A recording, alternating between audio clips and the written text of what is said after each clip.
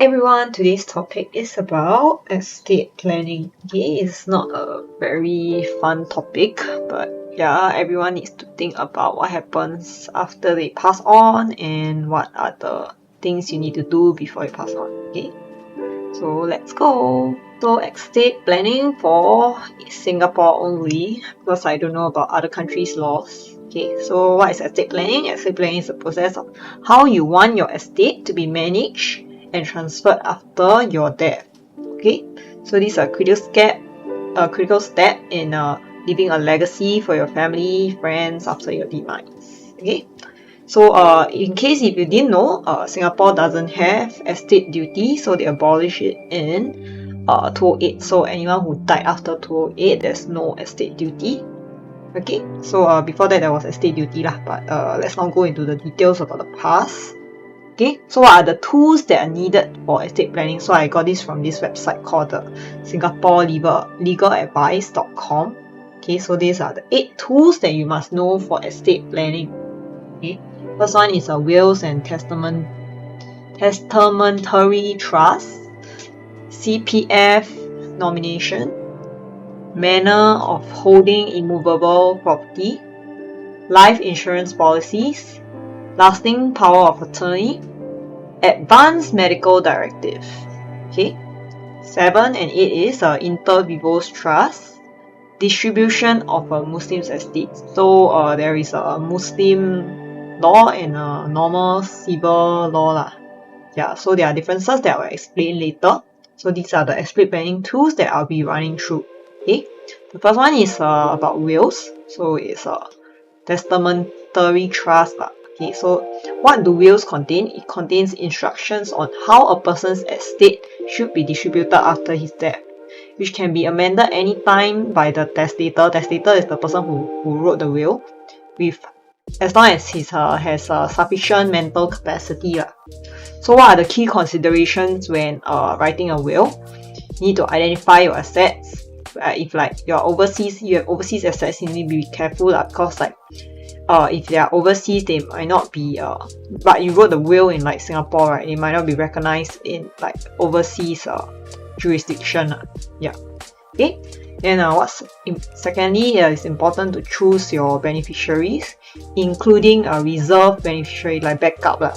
In the event of a simultaneous death, because most of your beneficiaries are your family members and they are with you. So if in the case of like accidents, it's possible to have simultaneous death lah.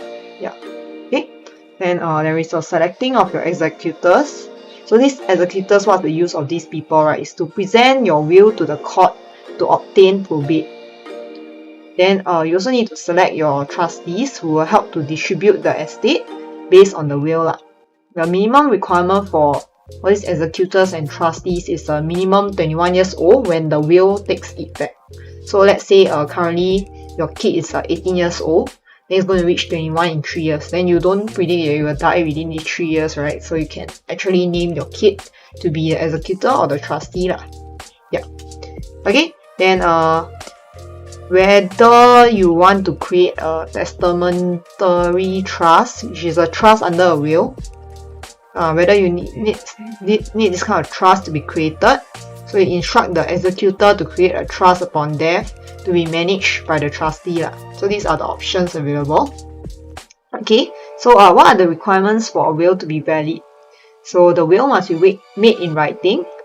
The testator must be at least 21 years old, which is the guy writing the will must be at least 21 years old. Okay, the guy writing the will must sign at the foot of the will in front of 2 witnesses. The witness also must sign the will in the testator's presence.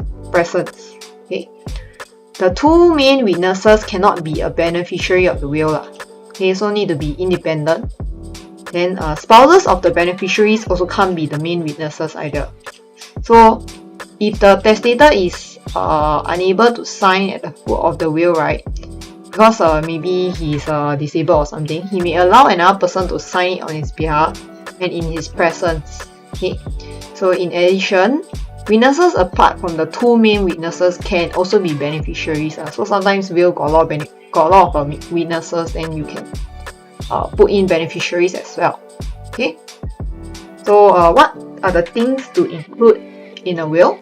Is list of all your assets, so like whether you have a jointly bank account or jointly owned house, right, then cannot be devised by will. So the house, it depends on whether it's a joint tenancy or tenancy in common. So that one later I'll explain more. Okay, next is a list of all your liabilities. You need to state how you want your debts to be paid off before your assets are distributed to the beneficiaries. Okay, you need to also include your beneficiaries, who you want to give your assets to, and guardians for if the beneficiaries are too young, and how much each beneficiary is to receive. Okay, you also want to include a reserve, like just now I mentioned. Okay, executors to carry out your will. So like I mentioned, a beneficiary can also be an executor. Can be an executor but cannot be a witness lah. Yeah. Okay, advisors, for example, lawyers, financial consultants, and accountants. Okay, revocation clause to revoke any or all previous wills. So this is to make sure this is the newest will lah. So you need to include a revocation clause. Okay, and a residual clause that distributes any remainder of your estate according to your wishes. For example, if your beneficiary dies before you, then the asset bequeathed to him becomes the remainder that can be distributed. So this is a residual clause that you have to take care of. Okay, so miscellaneous will facts that you need to know. It costs about $200 to $400 to engage a lawyer to draft a simple will. However, if your will is more complex with like overseas assets, all this, right, then the cost can be $500 and up. So it's a fact that you don't need a lawyer to write a will, but it's best to get a lawyer if the requirements are more complex. There are also like will writing services offered by non-lawyers. Then if say you just want to make a very simple will online by yourself, right, it costs $89 per will on this willmaker.com.sg website. So it's the Singapore Legal Advice website. They created this website to let you do a will yourself. So there will be unlimited edits and downloads of a will for 1 month. So I'm not sponsored by Singapore Legal Advice. That's what I found. I think it's quite interesting that you're able to just make a will by yourself. It's just $90. Yeah. Okay, so what happens if there is no will? So if there's no will, right, and you're not a Muslim, right, you follow the Intestate Succession Act. Okay, so later I'll show you what's the Intestate Succession Act. So basically it's the law that you follow this thing lah. Yeah. So so how you start this Intestate Succession Act, right, is you start the process by the next of kin of the deceased, right, to apply to the court for grant of letters of administration. So this one is a court order to authorize a person to administer the deceased estate and to distribute their asset according to the ISA lah. Okay, so if there is no surviving next of kin, right, possible for other persons unrelated to the deceased by blood to inherit the deceased assets. Yeah. Okay, so this is the Intestate Succession Act. Okay, so if you have spouse, then only have spouse, right, then the spouse get 100%. If you have spouse and have children, then 50-50. If you have children only, then children get all. So if you have a spouse and parents share equally. If you have parents only, then parents take 100%. Okay, if you have siblings, only siblings, you don't have parents, don't have spouse, don't have children, then it's go to your siblings. So siblings share 100% equally. Okay, or you don't have any spouse, parents, or siblings or whatever, right? You only got grandparents, then grandparents take the whole thing. Then don't have grandparents, everything at all don't have, right? Then give to your uncle and auntie. Okay, then if you don't have any living relative at all, right, then yeah, go all to the government. Okay, so this does not apply to Muslims. Muslims are governed under the Muslim law and the Sharia court. Okay, they follow a different law. Okay, so what's important to take note in your will, right? You cannot will your CPF monies. Okay, so CPF monies are not part of your estate. And then so you can see with CPF nomination you can distribute directly to the CPF nominees. However, if you don't do CPF nomination, then your families will get it later but it's according to the intestacy laws. Yeah. Okay, so getting married will revoke your existing nomination, but a divorce will not. So if you marry and you divorce, but you never get married again, right? So your nomination is still intact. Okay, like if you did the nomination after you get married, yeah. Okay, so only when you remarry again, right, then they will revoke your CPF nomination. Okay, so CPF nominations can be done online or on site at the CPF Services Center. It must be signed in the presence of 2 witnesses that are at least 21 years old. Okay, so for the CPF nomination, what does it cover, right? It covers your CPF savings in your OA, SA, MA, and RA. And unused CPF life premiums, if any, discounted Singtel shares. But what is not covered is you buy properties using your CPF saving, right? This is not under the CPF nomination. Payout from dependent protection scheme, because it's an insurance, it's also not covered. Okay, investments under the CPF IS is also not covered under the CPF nomination. Yeah. So all these can be either you nominate someone from the DPS, or like you can do a will for all this. Okay. So share with you how to do CPF nomination online. Okay, just go to this website, CPF. Just type CPF nomination, making CPF nomination, then you just click into this, make nomination online. Very easy one, do online. Okay, tick and get started for this part. Tick and start. Okay. Then you just follow the steps it's a idiot proof one. Okay, so you just key in your nominee, who you want to give your CPF to in the event you die So name of nominee, IC, select your relationship with the person you're giving, then key in like 100% if you are only nominating one person. Okay, then email address, add this nominee, then press next. Okay, press next, they will go to this page. Okay, which is step 2 already. Okay, for step 2, then you just say, because if you click no, right, then you need to have another authorized person to help. So you need, other than 2 witnesses, you still need one more extra person to be this authorized person. So just click yes. Just click yes for the disclosure, and then tick all nominees specified in section 1. Okay, then you press next. Okay, then after you press next, you go to step 3. So you fill in the witness details So there will be witness 1 and witness 2, fill in the same details. Okay, so after you finish already, right, then you'll go to step 4, which is confirming the details. So you go and see then you'll see 100% to who, that kind of thing. Then you check everything in order. Then you just submit. Okay, just tick I'm not a robot and submit. Okay, then done. Acknowledgement. Less than 10 minutes, everything done already. So this one haven't everything done. You need to make sure you inform your witnesses to authorize through their SingPass that they are the witnesses. After that, it's done already. Your CPF nomination is done in 10 minutes. Okay, now we move on to manner of holding immovable property. So it refers to real estate. Okay, so what are the 2 common manners of holding property? There are tenancies in common or joint tenancy.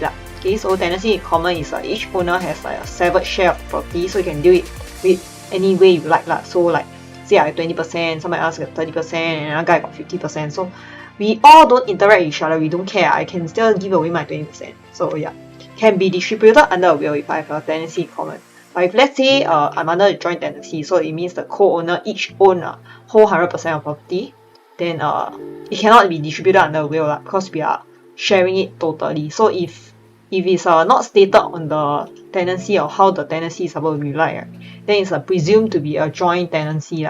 So it has rights of survivorship. So what is rights of survivorship? It means for example, me and someone else own a property, and then the other person pass away, then it means I will get the sole ownership of the property, and no longer co-owners. Yeah, that's right of survivorship. Okay, so that's the 2 common manners of holding property. So it's possible to convert from a joint tenancy to a tenancy in common and vice versa. So subject to the country's laws and HDB got a lot of schemes. Sometimes they don't allow you to convert. So yeah. So HDB can be under both depending on what the contract you sign. So you're going to take a look at your contract, whether it's your joint tenancy or tenancy in common. Okay. Okay, now we move on to insurance policy nomination type. So for insurance policies, right, they are actually a form of trust and do not form part of the deceased estate. So it's a cost-effective way to distribute the estate lah. Yeah. So if there's no nomination, then the benefits of the policy to follow the will lah. Okay. So for insurance nomination types, right, there is a trust and revocable. So depending on which one you need, you can compare lah. So for trust, right, you will have no control of the policy and you need a trustee to help you to carry out the policy benefits lah. Yeah. So for the revocable one, you have control over the policy. Okay, so what are the differences? These nominees get the living and death benefits, whereas this one only get the death benefits. Okay, so nomination can only be revoked if the trustee, who isn't the policy maker, gives consent, or if all the nominees agrees. These are quite unlikely. Yeah. So but for this one, you got control. Nominee can be changed anytime, so you can revoke the nominee, that kind of thing. Okay. Nominees can only be spouse or children for the trust nomination. Okay, so you must specify percentage of spouse or children. Whereas the revocable is more flexible. It can be anyone or any legal entity. So legal entity can be like companies or whatever. Yeah. So if the nominees pass on, right, the proceeds will be passed on to the, I mean this one is for trust. Nominees pass on, then the proceeds will be passed on the estate of the nominee. Okay. So it means that if I nominate A to receive the money, right, under the trust, then A actually passed away, but it doesn't go back to me. It goes into A's estate. Then he can determine on how he, whoever his will is like, then he determine who get the money. Okay. So if on the revocable one, if the nominee passes on, right, the nomination is only revoked if only one nominee is named lah. So if say like the nominee that I nominate pass on, right, then the other surviving nominees can actually share equally lah if I have nominated more than one person. Okay. So what's the good thing about doing a trust revocation, right, is because it's not trust revocation, trust nomination is protected against creditors in the event of bankruptcy. Whereas the revocable one, right, is not protected for creditors lah. So except for CPFIS policies that is protected, the rest is not protected. Okay, so usually people do this if they think they're going to go bankrupt. Then this one you can see actually more benefits for the other parts, right? So yeah, so it's all more about like whether protected against creditors. Yeah. Okay, so what are the insurance policy types, right? That allow trust nomination: life policy, accident and health policy, minimum sum plus scheme, yeah, Muslim policy owner scheme that allows trust nomination. Okay, then revocable nomination is almost everything yes lah. Okay, except for minimum sum scheme annuity lah. So this one cannot be using revocable nomination or trust, all cannot lah. Yeah. Okay. So different insurers have different nomination forms. Okay, so you complete the form with accurate information in the presence of at least 21-year-old witness. Sorry, I think 2 witnesses for 21 years old one. Okay, so you can choose from the forms. So first form is for trust nomination. Then second form is revocation of the trust nomination, and third form is for appointment of trustee for this trust nomination or a revocation of a trustee. Then fourth form is a revocable nomination. Then fifth form is a revocation of revocable nomination. Okay. Then sixth form is for notice of revocation of revocable nomination. Okay, what's the difference between 5 and 6, right? It's because 5 is just revoke the nomination only, whereas number 6, right, it means you revoke via a will. So using a will, right, you want to revoke your original assignment. So yeah, that's what it means. That's the difference of the two forms. Okay. Okay, now we move on to lasting power of attorney. So LPA. What is LPA? LPA is a legal document that allows a person called the donor, who is at least 21 years old, to authorize another person called the donee to make decisions about the donor's personal welfare and or property and affairs. Okay, so in the event that the donor loses mental capacity one day, right, the donee has all the power to make the decisions for this guy. So this guy must be your best friend or something lah, if you want to do a LPA. Okay, so why is there LPA on the rise or whatever? Okay, so because dementia is a lot of old people getting dementia nowadays. So you can select up to 2 donees. You can act jointly or severally with an additional replacement donee. Okay, enables the person to make a personal considered choice of a trusted proxy decision maker who is reliable and competent to act in his or her best interest should he or she lose mental capacity one day. So this helps to alleviate the stress and difficulties faced by loved ones who need to apply for a due deputyship order if someone loses mental capacity without an LPA in place. Yeah, so obviously nobody will think you will get dementia, but it's also good to have apply for LPA lah, no matter what. As long as you are 21, you can apply for LPA. Okay, so for now, LPA is free. You just fill up this LPA form, is free. Okay, whereas if you need the LPA form 2, you need to pay lah. So what's the difference between form 1 and form 2, right? Form 1 is a standard version lah.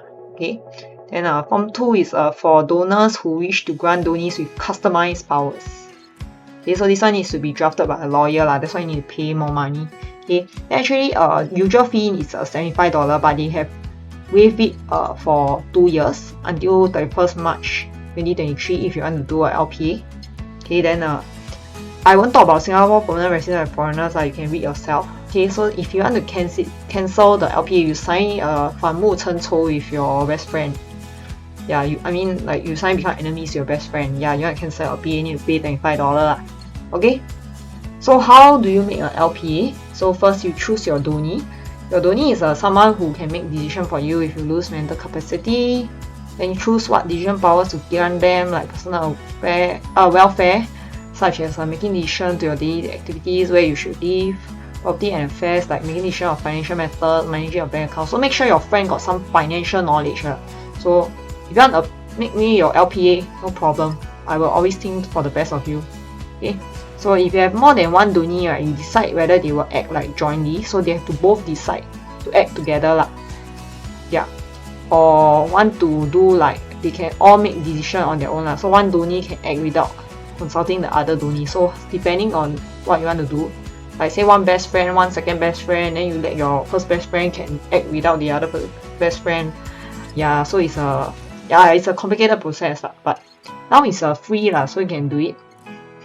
But it's not exactly free because after you choose and you fill up the form, right, you still need to see a certificate issuer. So who are these certificate issuers? They call them CI, which is not a good word. Okay, so accredited medical practitioners. So most charge about $50 lah. Practicing lawyers, you got friends who are practicing lawyers, can ask them to help you to do a certificate issue. Or registered psychiatrist. Okay, so this certificate issuer is to help to ensure you are not being forced or deceived into making an LPA, and you understand the purpose of the LPA and the powers given. So unless requested by the certificate issuer, right, the donee doesn't need to be present. Okay, then lastly, when you finish doing all this, right, you print the form already, you go and see the CI, and then you just mail your LPA to the OPG. Okay, OPG means Office of the Public Guardian. So this is the address, you just mail it. The OPG will verify the document and accept your LPA for registration. So no valid objections surfaced within the following 3 weeks, then the LPA will be registered. Okay, so everyone, I am a suitable candidate for LPA because I am good at managing financial matters. Okay. Next, we move on to Advanced Medical Directives, AMD. Okay, this is a legal document that you sign in advance to inform your doctor that you don't want to use any extraordinary life-sustaining treatment to prolong your life. So in the event that you become terminally ill, right, you are unconscious, in a coma or whatever, you cannot exercise rational judgment, right? You want to go already lah. Yeah, so this is the thing that you make in advance before anything happens to you. Yeah. Okay, so in order to make your AMD, you need to be minimum 21 years old and you're not mentally disordered. So it need to be signed by also 2 witnesses who are not vested in your death. Okay, one of the witnesses has to be a doctor, so you just need one more additional witness. Okay, so how to make an AMD? Just obtain the AMD form. Okay, you can just Google AMD form. Okay, go and print the form. Okay, then you go and consult a doctor with a witness. So like I said, AMD must be made through a doctor. Okay, so the doctor has a responsibility to ensure that you're not being forced, you're not mentally disordered, you understand the nature and implication of making AMD. Okay, then together with the witness and doctor, they witness you to sign the AMD and they also sign it. Okay, so if the witnesses are relatives, so long as they have no vested interest in your demise, right, they will be allowed to act as witness. A doctor who for any reason objects to the AMD and registers his objection to the registrar can refuse to witness the signing of the AMD. Then you can just approach another doctor. No issue. Don't know why a doctor will refuse you also. Okay, return the form to registrar of AMD. Then the completed form sent in the sealed envelope. Okay, to this address.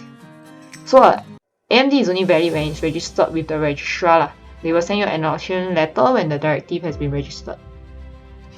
Okay, now we move on to the 7th item, which is inter vivo trust. Okay, what's an inter vivo trust? It's an instrument created by a person for the benefit of another that can take the form of a simple deed, which must be signed, sealed, and delivered to the IRAS to be stamped. So IRAS want to tax you stamp duty, nominal fee of $10. Okay. So what are the parties to this inter vivo trust? So you have a testator, trustee, and a beneficiary. So testator also known as settler, trustor, grantor, donor. Okay, or the name of the person who set up the trust. Okay, establish the trust, and then place the property in the trust. Specify when and how to distribute to the beneficiary, and sometimes conditions to be met before letting the beneficiaries get the properties that are being held in trust. Okay. These are all the names. Okay. Then trustee is appointed people who help to manage a trust. So need not be a trust company. Can be anyone. Okay. Beneficiaries are people who benefit from the trust. Beneficiary, I believe everyone knows. Okay. So we have done for inter vivo trust. Okay. So this is set up when a person is still living. Yeah. Okay, then distribution of estates owned by Muslims. Like I mentioned, Muslims have their own set of law, right? Yeah, just go through some of the laws that they set. Okay, so it's governed by the application of Muslim Law Act. So Muslims have their own intestate law called the Faraid. Okay, this is provided for under administration of Muslim Law Act, AMLA. I don't know how to pronounce AMLA. Okay, administered by the Sharia court. Okay, the exact legal principles that apply depend on the school of faith that the person is under and whether the deceased was a Malay. So whenever if there's a Muslim law and the civil law clash, right, the civil law will prevail unless the civil law expressly says that it does not apply to Muslims.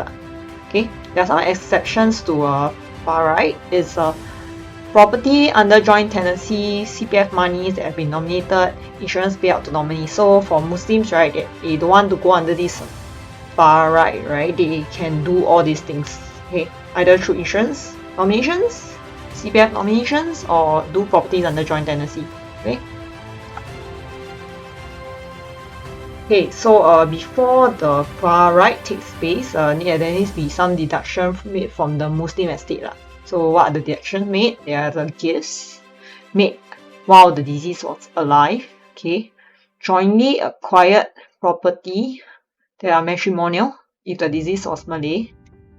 Vows that are made to Allah. Funeral or other expenses related to the deceased. Debt to Allah. Okay, so money is owed to MUIS for zakat and kafara, all these, right? It's deductions that we made from the Muslim estate first. Okay, then lastly, debts to person.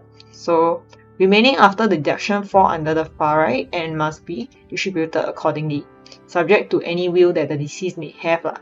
So the Muslims still can have a will, but there's a limit of cap. So you can see here, relevance of will for Muslims, right?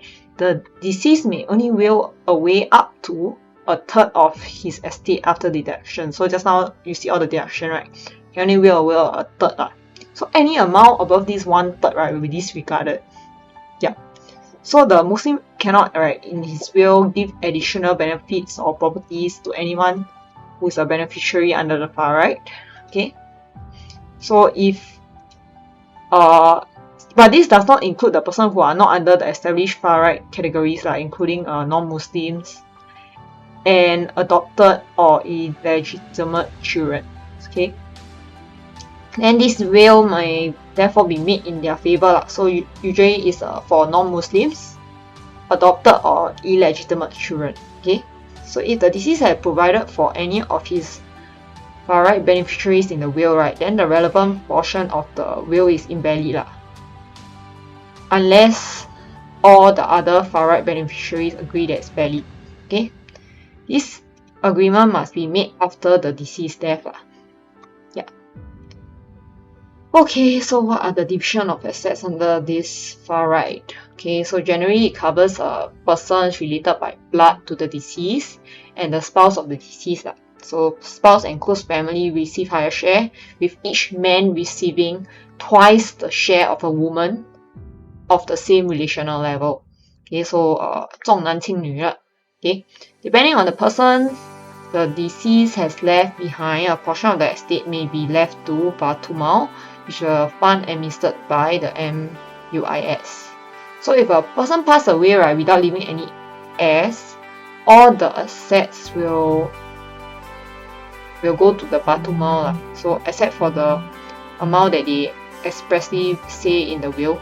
Okay, so I'm not a Muslim expert, so yeah, just sharing about this law. Okay, so basically all these people, right, you can see this deceased person, and all these people related to him, right, all can get some amount of money. Okay, then basically I learned a new word today. It's called consanguine siblings. Consanguine siblings are siblings with the same father but not the same mother, while uterine siblings are siblings with the same mother but not the same father. Yeah, okay. I learned 2 new words. No, this is not a new word. This one consanguine sibling. Okay. So basically, if you want to calculate how much each person can get, right, okay, there's a inheritance calculator that you can use to calculate. Okay. So basically, who are the beneficiaries of far right? Is male, there's a long list, and female somehow is a shorter list. Okay. So for male, got son, father, grandfather, husband, brother, uncle, son, consanguine nephew, uncle, male cousin, consanguine brother, consanguine green, I don't know how to pronounce male cousin. Okay, all these you can go and take a look yourself. Okay, so what's the process of administering the deceased estate? Okay, first you need to, for this all Muslim, okay, so apply for the inheritance certificate from the Sharia court. Then after that, apply for a grant of probate or grant of letters of administration from the family justice of court. So like I mentioned, right, grant of letters of administration is for intestate, means like no will. Grant of probate is for will. Okay, and distribution of the deceased estate by appointed personal representatives. Okay, so this is how it works. Okay, I've come to the end of estate planning. Yep, so hope you all can take some time to think about all these things and then start actioning on it lah. Because I mean, the only thing that is certain in life is death and taxes, right? So yeah, need to start planning for it as well. Even though we are young now, you never know what will happen tomorrow. Okay, so thank you everyone for watching this video. Hope you have learned a lot from today, and I personally have learned a lot through my research and doing up all these slides. Yeah, so thank you everyone for watching this video, and see you again next time. Please remember to like and subscribe. Bye.